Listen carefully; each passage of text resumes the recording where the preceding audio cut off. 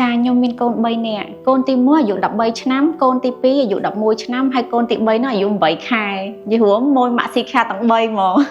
ពីដំបូងមកអស់ហ្នឹងកូនប្រុសទី1របស់ខ្ញុំហ្នឹងគាត់ឈឺហើយមីងខ្ញុំហ្នឹងក៏បានណែនាំមន្ទីរពេទ្យកុមារម៉ាក់ស៊ីខាឲ្យខ្ញុំស្គាល់ហើយបន្ទាប់មកខ្ញុំក៏សម្រេចចិត្តថាយកកូនមកទទួលសេវាកម្មនៅមន្ទីរពេទ្យម៉ាក់ស៊ីខាតែម្ដងដោយសារតែខ្ញុំឃើញថានៅមន្ទីរពេទ្យម៉ាក់ស៊ីខាហ្នឹងគឺជាមន្ទីរពេទ្យសម្រាប់កុមារតែម្ដងហើយជាពិសេសនោះគ្រូពេទ្យគាត់មានជំនាញឯកទេសខាងកុមារមូលហេតុដែលខ្ញុំនៅតែបន្តយកកូនមកទទួលសេវាកម្មនៅមន្ទីរពេទ្យម៉ាក់ស៊ីខាគឺដោយសារតែលោកគ្រូពេទ្យនៅមន្ទីរពេទ្យនេះគឺប្រកបដោយវិជ្ជាជីវៈនិងមានគុណធម៌ល្អដូចជាពេលដែលកូនខ្ញុំឈឺអញ្ចឹងគឺគាត់ប្រាប់ថាត្រូវធ្វើម៉េចដើម្បីឲ្យកូនឆាប់ជាត្រូវតមអីដោយកូនទី1ខ្ញុំអញ្ចឹងគឺគាត់ក្អករហូតឲ្យតែថាខែត្រជាក់អញ្ចឹងគឺចាប់ផ្ដើមឡើងគឺក្អកយកហ្មងដល់ពេលហើយគាត់ក៏ប្រាប់ថាចេះកូនខ្ញុំតន់តែរៀងធំបន្តិចបានសួតនឹងចាប់ដើមធម្មតាវិញតែអញ្ចឹងមិនបាច់ញ៉ាំថ្នាំទេគាត់ថាយើងត្រូវចំណាយពេលមើលថែកូនកុំឲ្យញ៉ាំអីផ្ដេសផ្ដាស់អញ្ចឹង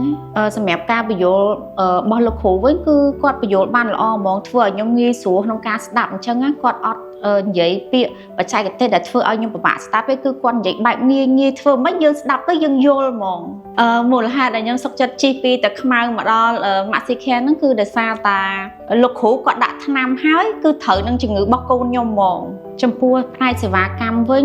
កូនខ្ញុំបានចាក់វ៉ាក់សាំងគ្រប់ហ្មងដោយសារតាមុនដល់ថ្ងៃចាក់វ៉ាក់សាំងមួយថ្ងៃអញ្ចឹងខាង clinic គាត់បានខលទៅបញ្ជាក់ប្រាប់ខ្ញុំដល់ពេលអញ្ចឹងទៅខ្ញុំអត់ងាយភ្លេចទេឲ្យតែថាខាង clinic ទៅបញ្ជាក់គឺខ្ញុំយកកូនមកហ្មងកូនខ្ញុំឈឺសម្រាប់ពេទ្យការកូនទី2ខ្ញុំនេះគាត់អាយុ7ខែគាត់រាកដោយសារតែមូលហេតុទៅដោះគោដល់ពេលហើយរាកខ្លាំងពេកក៏លោកគ្រូគាត់ឲ្យសម្រាប់ពេទ្យពេលដែលកូនខ្ញុំមកសម្រាប់ពេទ្យហ្នឹងគឺផឹកឡើងគឺលោកគ្រូពេទ្យគាត់ចូលទៅមើលហ្មងហើយសម្រាប់នងវិញគឺគាត់មើលថែកូនខ្ញុំបានល្អដល់ម៉ោងអញ្ចឹងគឺត្រូវដាក់ថ្នាំវាស់កដៅមកសួរសុខទុក្ខរហូតថាកូនយើងមានបញ្ហាអីអត់ហើយពេលល្ងាចឡើងក៏លោកដុកទ័រគាត់មកសួរនាំម្ដងទៀតដែរមុនមកដល់ពេទ្យមានអារម្មណ៍ថាភ័យព្រោះផ្ទះនៅឆ្ងាយដល់ពេលចឹងទៅភ័យថាអូយអត់ដឹងទៅណាយូរគឺនឹកឃើញតែម៉ាក់ស៊ីខាហ្មងធ្វើម៉េចឲ្យតែថាមកដល់ម៉ាក់ស៊ីខាហ្មងមកដល់ហើយមានអារម្មណ៍ថាធូរព្រោះលោកគ្រូគាត់បានណែនាំយើងប្រាប់ពីវិធីសាស្ត្រក្នុងការថែទាំកូនដូច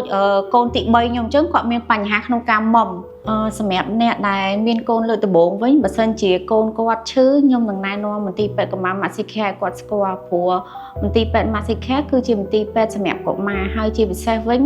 លោកគ្រូពេទ្យគាត់មានឯកទេសសម្រាប់កុមារតែម្ដងអញ្ចឹងទៅធ្វើឲ្យអាណាព្យាបាលគ្រប់រូបមានអារម្មណ៍ថាកក់ក្ដៅយូរសមាជិកដោយសារតែថាណែនាំឲ្យពួកគាត់ទៅត្រូវហើយពួកគាត់